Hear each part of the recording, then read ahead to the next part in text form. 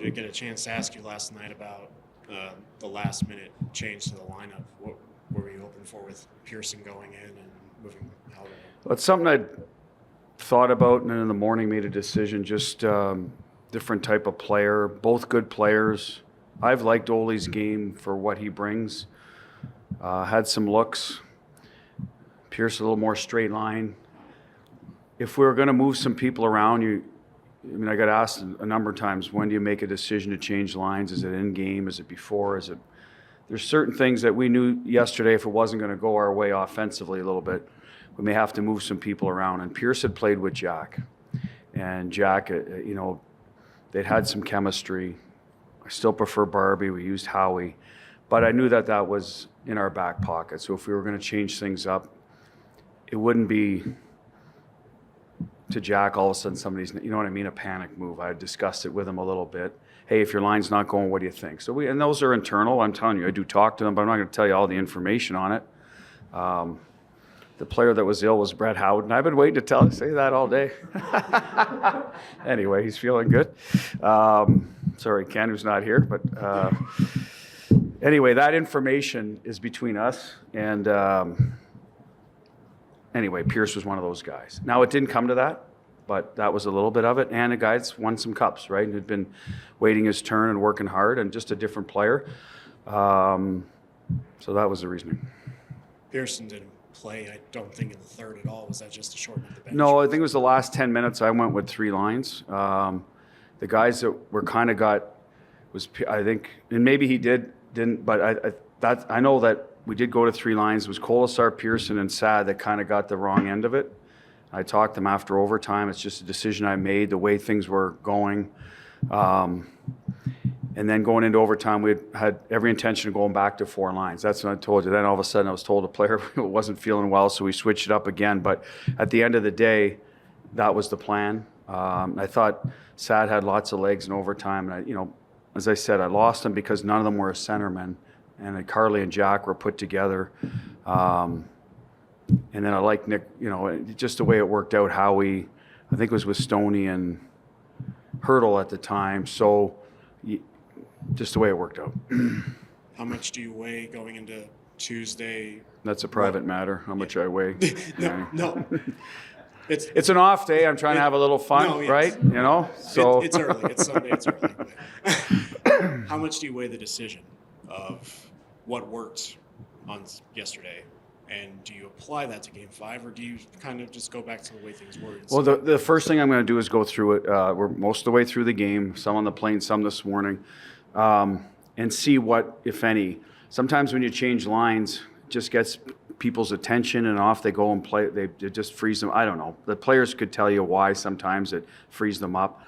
I think every coach in the league does it at certain times if they don't like what they see. I shouldn't say every coach. I guess some are more, rigid in their determination of that. But there's a lot of coaches that will, try different things, see if it works, and then go back. I usually start back a lot of times where I started and talk to the players. But I'm going to do it in the reverse order. I'm going to talk to the players, see what they think, right? Because it's too short of a schedule now, right? If it's in the middle of the year, you want to keep making it work, trying to make it work if you feel that's your best chance to win with those, the structure of those lines. But now it's about winning one game Tuesday. So let's talk about that because we finished well with it. So, and some of it will be matchup. Let's face it, their top line has done a lot of their damage. Now all of a sudden, Foligno's scoring, Ross at their fourth line. So it's becoming a little balanced. We did a better job against their top guys, but now some of their other guys. So that's playoff hockey too, right? So it's, who's getting hot for them at the moment? Who do you feel we need to match? And if we need Jack and Carly in the same line against the top line because they're both good, then that's what we'll do if we feel we need to do that. We started the series with their own lines, and I've told you this many times, I feel like any line can play against them. If we have to go away from that, well, we'll go away from it and play the other two guys together and then find a line for Stoney. He seemed to work well with Hurdle. So, yeah, that's something we'll talk to the players about tomorrow morning and make a decision. And then who knows, they may change their whole lines and it might affect what we do, and that's the chess match of playoff hockey. Bruce, you kind of touched on it earlier with the reason to insert Pearson, but is it one of those things where you look at it from the perspective that Pearson's straight line game kind of fits better with the overall feel of the series? It can, and so that's a little bit of it. And as I said, this is nothing against Ole's game. He just plays a different game than Pearson, and I thought he had some looks. He's given us what he's got. It's just a situational change. That's all. Unfortunately, Pierce didn't get a chance to get in a rhythm. And I think he's a little more of a rhythm player than a high motor guy, so I have to manage that decision too and give him the opportunity to get going. So, but I will tell you, in the heat of the moment, you're trying to win a game, especially you're down a goal in the third. So it's all bets are off on, who's going to get opportunity to get to their game. You're sometimes is who is at their game and let's go, and that's it. So we'll kind of revisit it. As I said, today we'll watch some video, see what the best lines are, talk to a few of the players tomorrow, and then make our decision how they're going to look on Tuesday. In trying to keep up, it felt like there was a lot of changes to the combinations. Was it the same for you? Was that a lot for you? Well, there was, as I said, when I found out one of the players may not be joining us, you know what I mean? He was a little ill. So I don't want to make a big deal about it, but that does affect, because he's a centerman that can play left and center. And so that was a little bit of going into overtime, but, he fought his way through it and played just fine for us. So,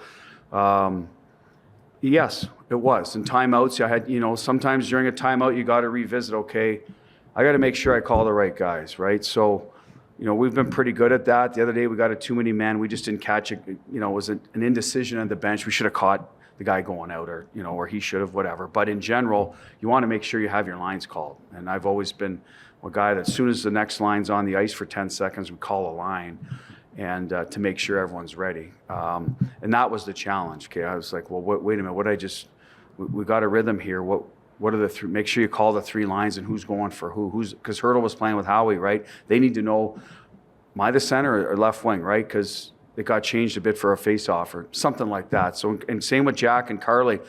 You change for Carly all year as a centerman. You have to remind the player going up next, Carly's the left winger, Jack's the center. So you're constantly doing that, communicating, and that's where your assistant coaches come in as well. So that becomes the challenge, because you're in a playoff game, high intensity. You're not focused on, well, is Carly left wing tonight now? Or you know what I mean? And the player, that could be an easy mistake to make.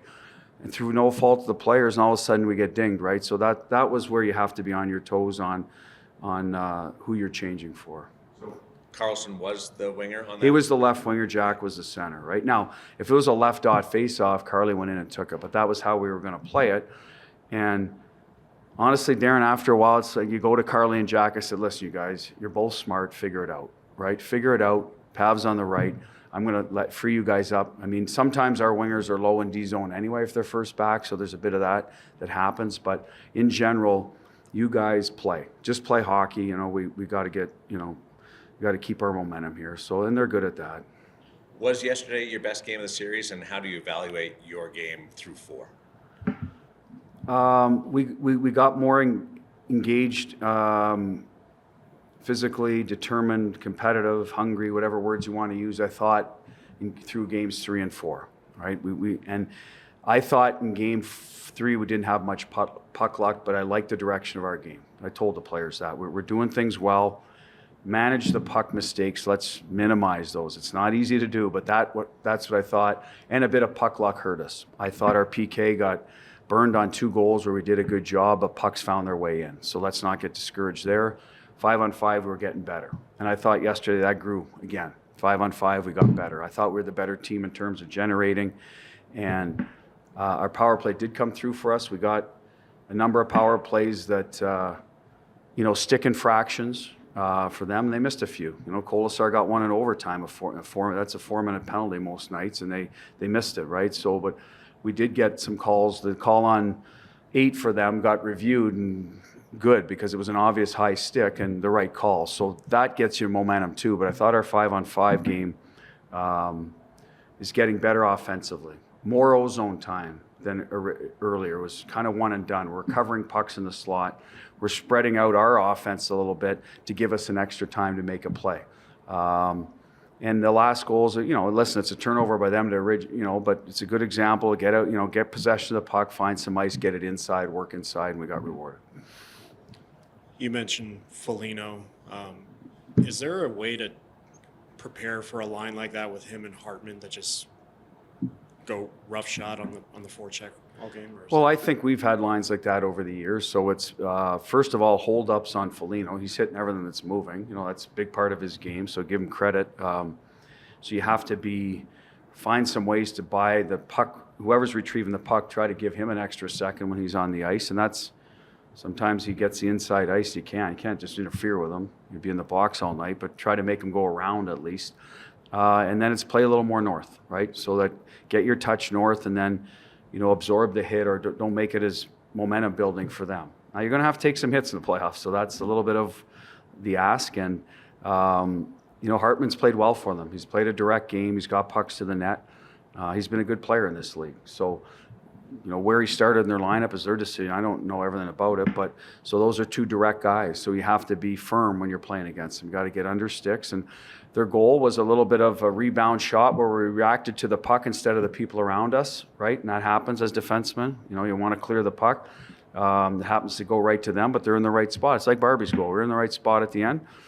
So give him credit. He scores from the top of the crease, right? Both his goal. I know he got the empty netter, but both of them have been top of the crease. He's going there, and he's a hard man to move. So you got to find a way to neutralize that, which isn't easy. So you say, how do you defend against that? Well, it's not easy when a guy's 6'3", and I don't know, he looks like what is he, 200 and something? Like he's a big man.